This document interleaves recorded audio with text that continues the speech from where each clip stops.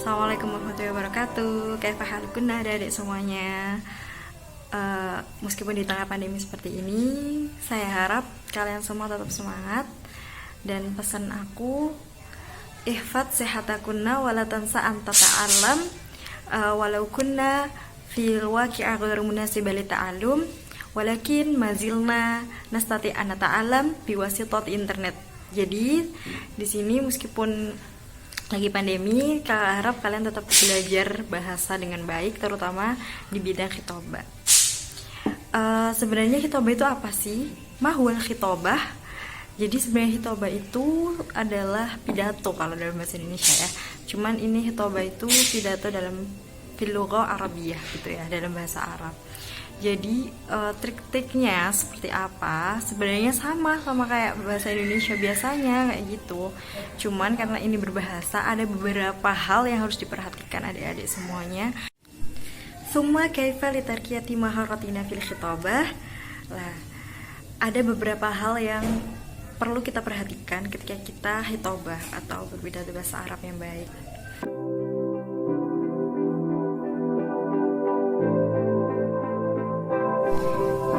Awalan hifdzun nas atau menghafal teks. Lah gimana sih untuk menghafal teks bahasa Arab yang sebenarnya itu cukup sulit kalau misalnya kita awam gitu ya. Jadi tipsnya nih, kalian harus sering-sering baca teks Arab sesering mungkin.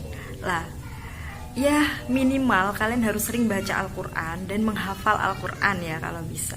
Jadi kosakata yang ada dalam Al-Quran itu akan memudahkan kalian untuk menemui kosakata baru yang ada di luar atau di teks bahasa Arab itu sendiri. Gitu ya.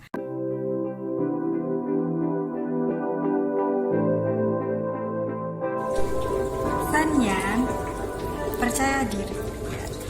Jadi percaya diri itu sangat penting bagi seorang yang ingin berkhitobah dengan baik, teman-teman. Bukan hanya khitobah ya, tapi pidato yang lain pun dibutuhkan yang namanya percaya diri atau syaja'ah. Nah, gimana sih melatih kepercayaan diri kita selagi kita masih berdiam diri di rumah?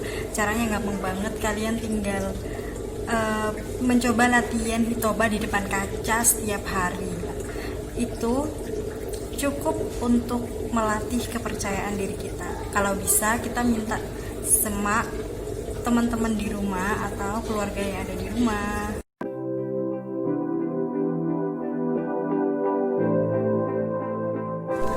Salisan, lahja.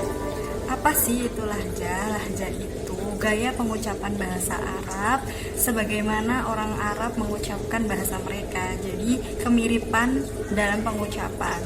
Lah, lahja ini sebenarnya gampang-gampang susah teman-teman. Jadi harus benar-benar telaten untuk berlatih lahja. Minimal kalian harus bisa mengucapkan huruf hijaiyah dengan baik. Sering baca teks bahasa Arab dan sering-sering baca Al-Quran tentunya. Jadi lahja kita bisa terasa. Dan jangan lupa menonton video-video bahasa Arab lainnya atau video-video pidato bahasa Arab lainnya yang akan melatih pendengaran kita bagaimana sih orang Arab dalam mengucapkan bahasa mereka.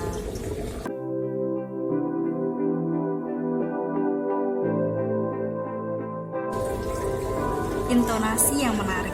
Tentu saja teman-teman dalam berpidato, baik itu bahasa Arab, bahasa Inggris, bahasa Indonesia, intonasi merupakan kunci dari sebuah pidato. Jadi intonasi kita tidak boleh monoton. Karena apa? Kalau monoton, pendengar akan merasa bosan dan lebih baik tidak mendengarkan ya kalau seperti itu. Jadi untuk menarik perhatian pendengar, kalian harus memiliki intonasi yang menarik, tidak monoton. Kadang tinggi, kadang rendah, mana yang harus tinggi, mana yang harus rendah. Gitu ya teman-teman.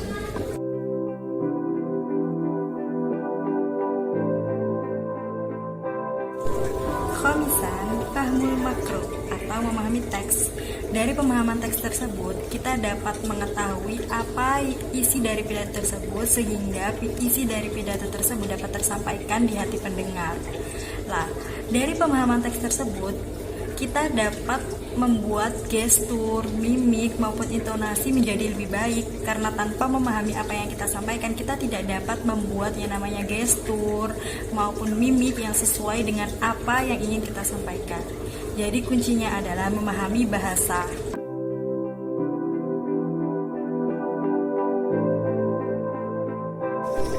Jadi itu ya 5 hal yang perlu kalian perhatikan agar hitobah kalian menjadi baik dan tentunya menarik bagi pendengar. Syukron ala musahadatikum. Ila liqa.